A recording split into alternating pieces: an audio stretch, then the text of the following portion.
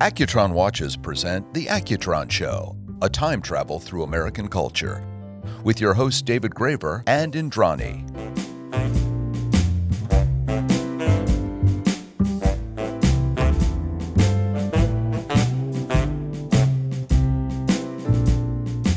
Visit AccutronWatch.com and discover the brand that has made American history with an all-new proprietary next-generation electrostatic energy movement.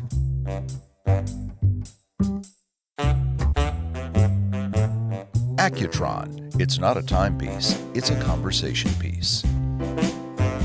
Because very often you get dismissed as naive. This is never going to happen. Like, why are you even bothering with this? You should do something else with your life. So it was really, nobody can say that once you have a Nobel Peace Prize.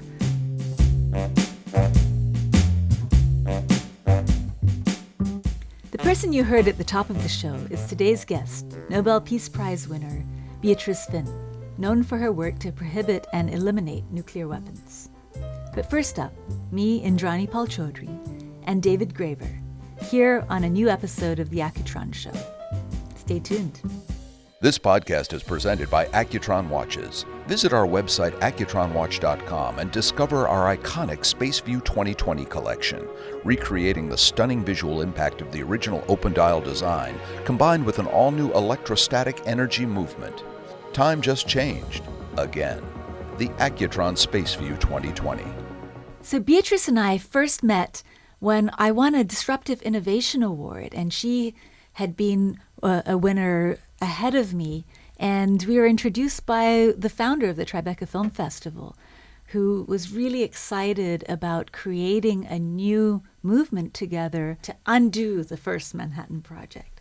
So we started talking about how to amplify this important work that Beatrice is doing and how to get people to care about something that threatens every one of us, but that most people have forgotten exists, the nuclear threat. So we started talking about that, and then we expanded it into talking about how women can use their voices and the ways in which women are often the object of art and not the subject. But the artists tend to be men. In fact, over 90% of the artists in galleries and exhibitions around the world are men, and yet the vast majority of subjects, especially nude subjects, are women. And so it was looking at how do we recenter women in our popular imagination through art and other ways, based on their achievements rather than on their looks. Was that before her time with ICAN, where she has sort of spearheaded these campaigns to abolish nuclear weapons? No, that was after she had won the Nobel Prize, and so she was so articulate speaking about the challenges that she faces as a woman in this very difficult work that she's doing, where people doubt a woman's ability to move the mountains that she does. And so we combined these interesting different directions into a series of conversations, and I filmed Beatrice talking about the role of women's empowerment in important issues like nuclear proliferation, elimination. And I think what we realized in our discussions were it's because of the capacities women bring to their work that they're able to create this kind of international coalitions, this kind of awareness of the challenges that all of humanity faces. And we've just really enjoyed our discussions together and our passions, shared passions for finding solutions to the big challenges. I'm really curious to hear her speak about how she maintains optimism, or if we have reason to be optimistic, just knowing that there is so much darkness out there and our brains have to go to think about all of these, the global connectivity of fear, of all of these things that are harming the planet, that we ourselves are doing to harm the planet and each other. So I hope she can provide a little bit of optimism for us, something to hold on to.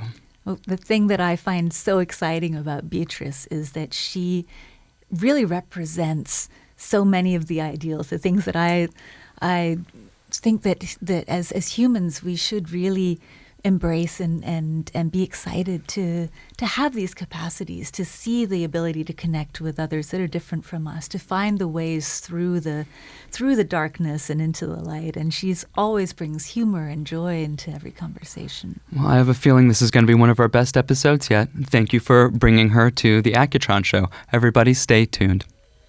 This podcast is presented by Accutron Watches. Visit our website, accutronwatch.com, and discover our Accutron DNA collection.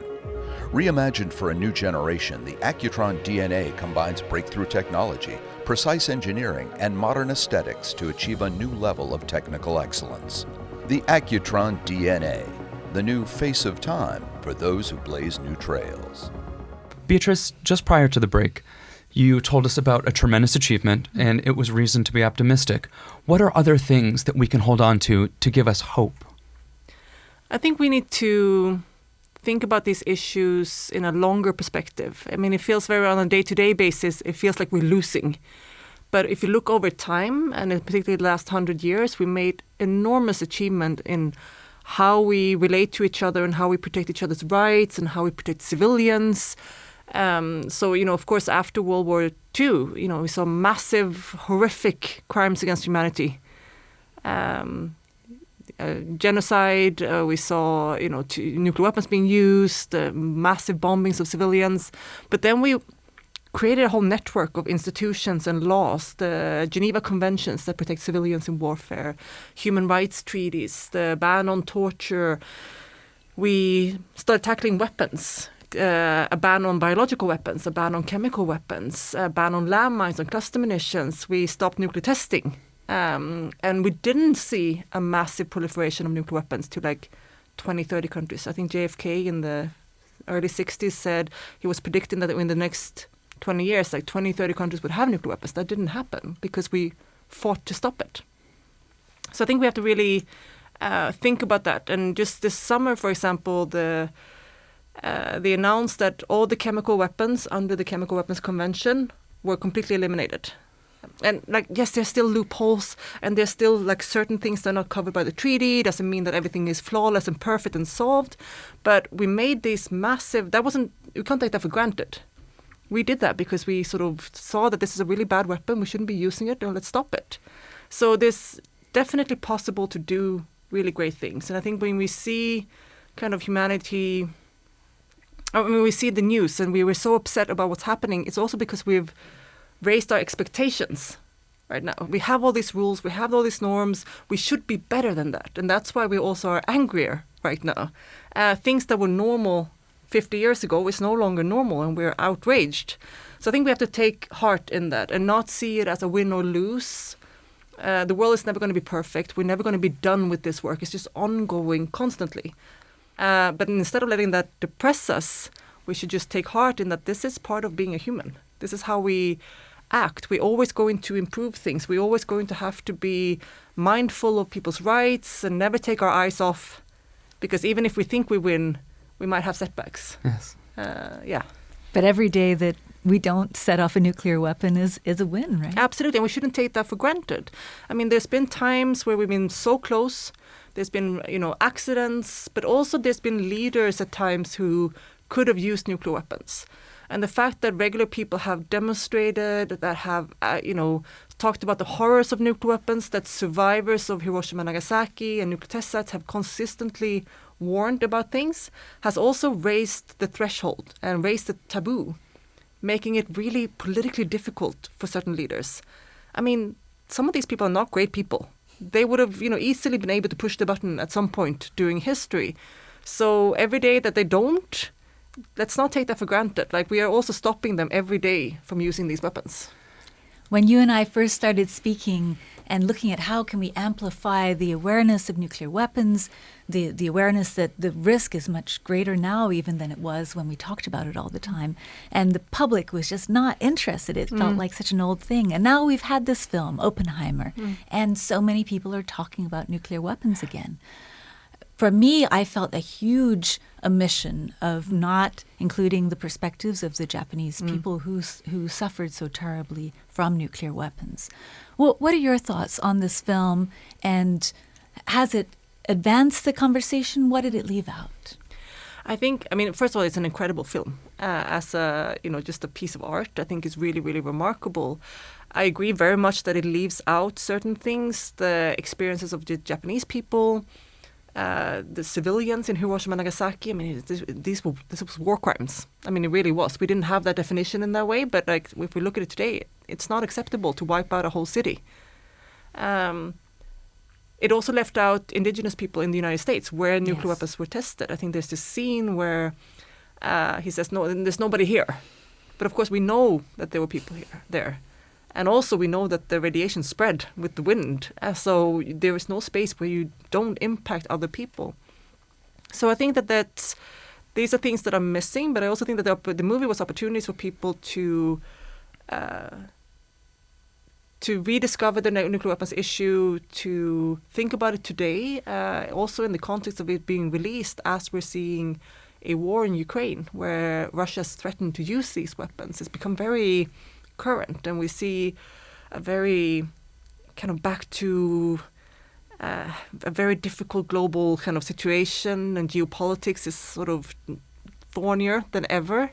So I think that nuclear weapons are very much back, and the movie was a big part of driving these conversations.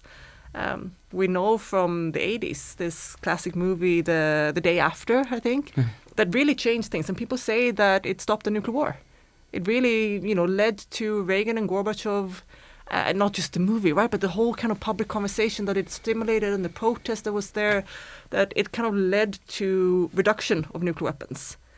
So I think that these movies can really have a great impact, but it's not enough on its own, right? You have to have people acting on it. Yeah, I'm excited about the movies we're talking about to really help advance these conversations.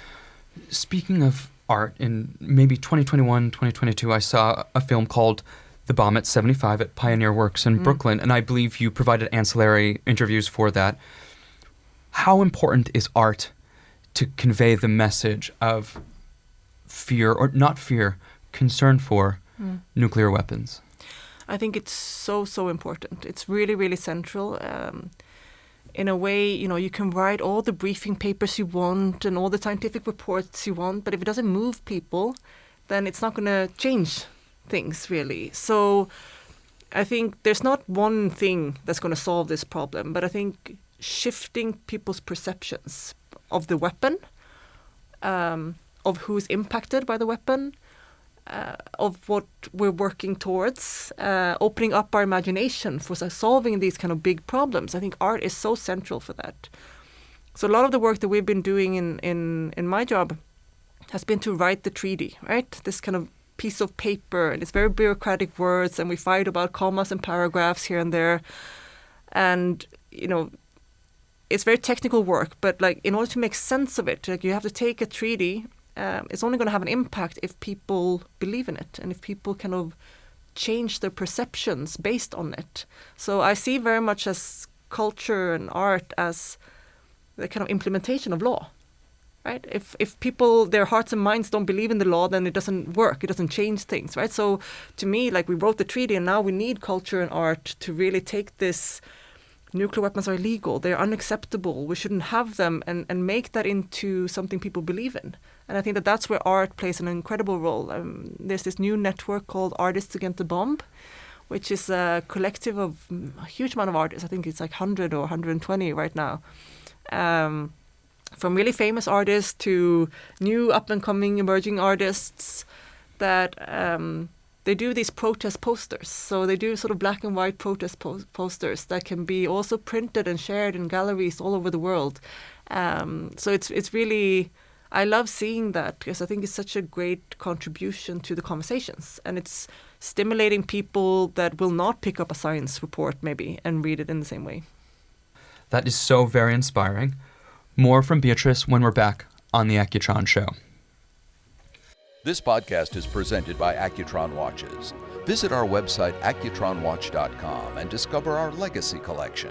Reviving some of the most memorable Accutron watches from the 60s and 70s, the Legacy Collection combines timeless design with the technical excellence of Swiss watchmaking, each limited to 600 individually numbered pieces. The Accutron Legacy Collection, inspired by the past, built for your future. And we're back with Beatrice Fihn discussing the abolition of nuclear weapons. Seeing your passion for this and seeing these structures you've created, these systems, these treaties, I'm very curious to know, what are your next steps? I heard that you're stepping down from ICAN. Yeah, I mean, I was the executive director of ICAN for about 9 years and had an incredible time. I mean, I love this movement. I think it's really such a great group of organizations and people part of it. But I think everyone needs change, right? And both the organization itself needs new leaders, and people need to, I think in movements in general, people need to stop hogging space.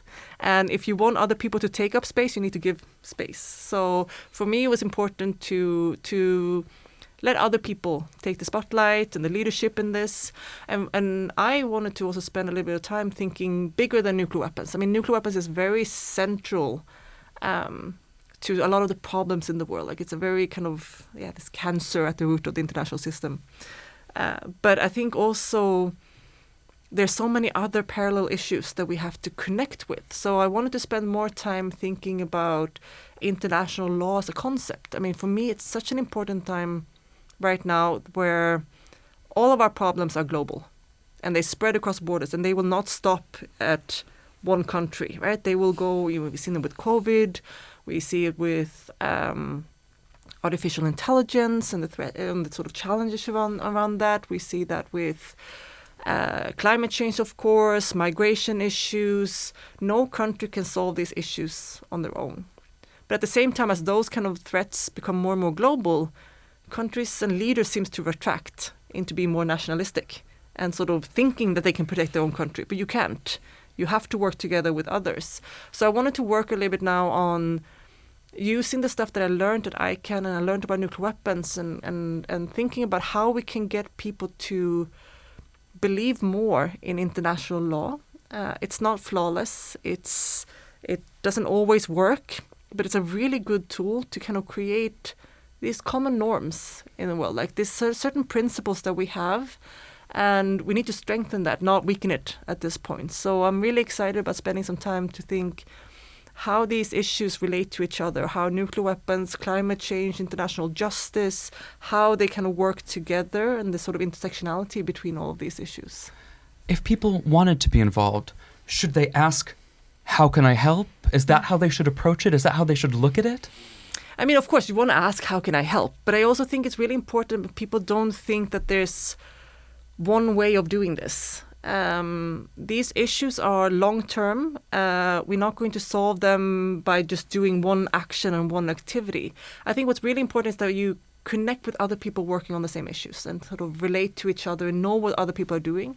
But then also think about sort of what am I good at? What am I doing? Very often we think that, we see a picture of Greta Thunberg, like, should I be doing that? And that's not for everyone. And that's not also the most effective use. So I really like the idea of people using their existing skills, their existing networks, their communities that they're already a part of. And ICAN is a great way of exemplifying that. We have lawyers and they do the legal analysis, and we have scientists and they do the science and the reports. We have TikTok kids, right, that do dances and educate people there. We have religious leaders, and they will use their sort of networks. We have unionists. They use their trade unions to kind of communicate these things. So figuring out where you already have power and influence and where you have skills, and how can you use that for the cause. And I think that goes not just on nuclear weapons, it's on climate change. Not everyone can chain themselves to an oil field or something like that. But if you're a marketing person, how can you use your skills to that? If you're a banker, how can you use your skills? And how can you use your area where you influence things? But I think what's important is also then to connect with others so that you don't feel alone. Because if you only do your little small part, which is all anyone can do, right? We can just do your part. But you need to know that people are doing other parts, right? And how it connects, because then you feel part of a movement. Amazing. How do you deal with the stresses? As a movement maker myself, as an artist and an activist, there is so much stress, and dealing with these, when you look at the problems as a whole, it can be overwhelming. I throw a lot of parties. it's been a very central strategy, genuinely, in ICAN and in the movement against nuclear weapons, is that you have to have fun while doing this, because it's really hard to stick with something if you see it as homework or like an obligation I have to do. It's really boring, but I have to do it. Like, you're not going to stick with this for a very long time. And I think it's really important to think about it that way, that we're only going to win and we're only going to succeed with these things if we are in it for the long haul.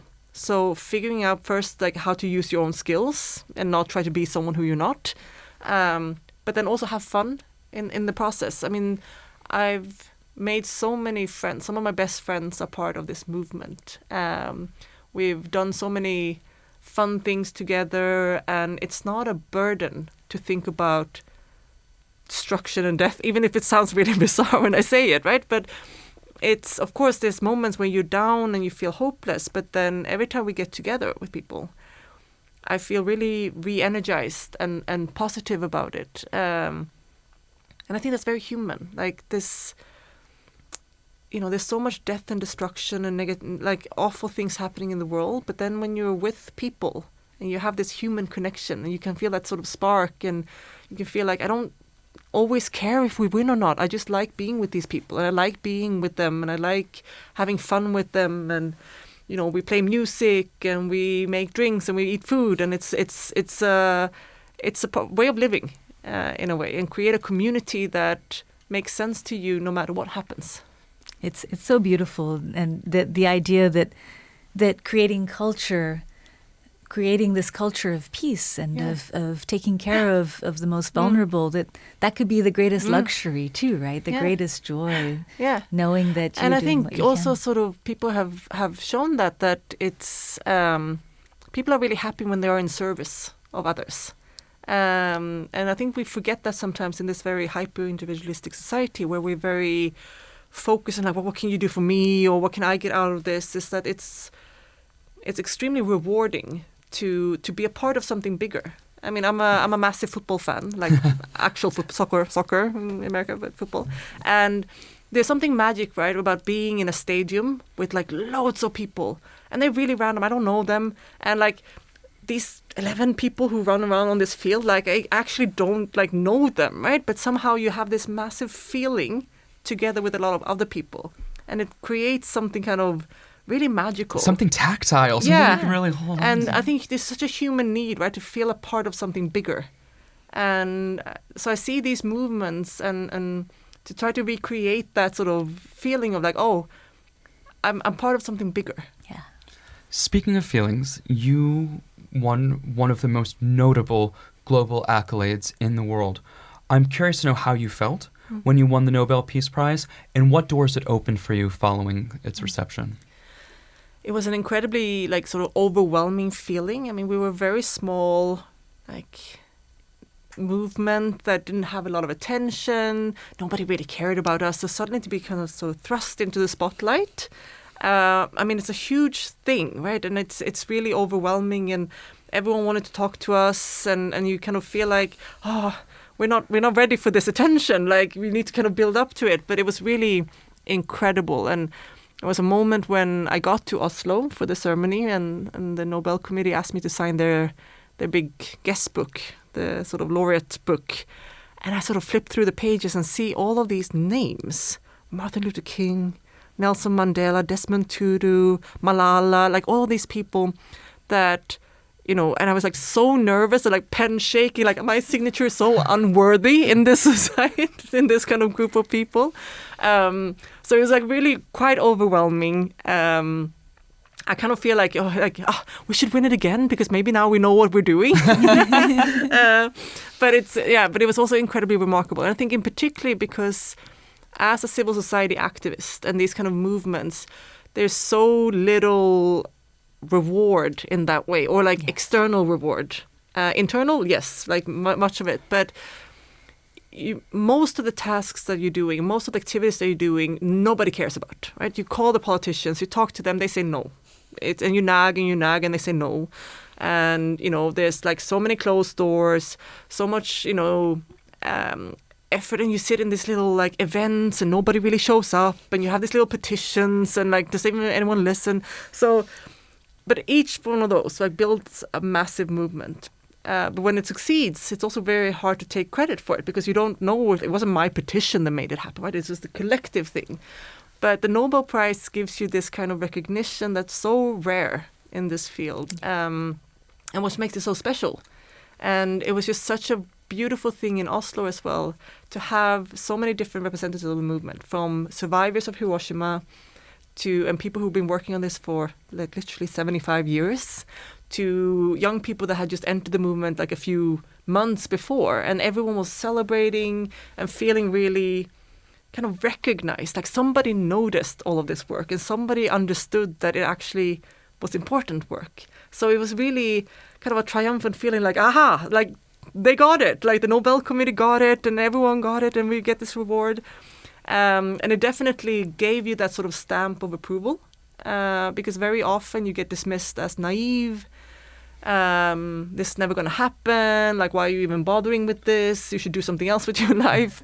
So it was really, really, nobody can say that once you have a Nobel Peace Prize. And that's a very nice feeling. And I wish, it's something that we want to share with all of civil society, even those movements that don't get the Nobel Peace Prize. It doesn't mean that they are not just as important as ours. And just to remember that this kind of work I just want to take this opportunity to shout out to everyone who's doing this kind of work, right? For all the different causes, because it's so important and all very worthy of a prize. Beatrice, thank you for changing the world. Thank you for taking time to be with us here today on the Accutron Show. And thank you for making it so much fun to look at these big issues. Yeah, thank you so much. Thank you for listening to the Accutron Show. To listen to all of our shows, visit accutronwatch.com. Remember to check out our special edition Accutron products in collaboration with La Paulina Cigars, Estabrook Pens, Aceline Publishing, and Stave Puzzles. To learn more about the world of Accutron, follow us on Instagram at Accutron Watch. From New York City, until next time, Accutron time. This is Bill McCuddy.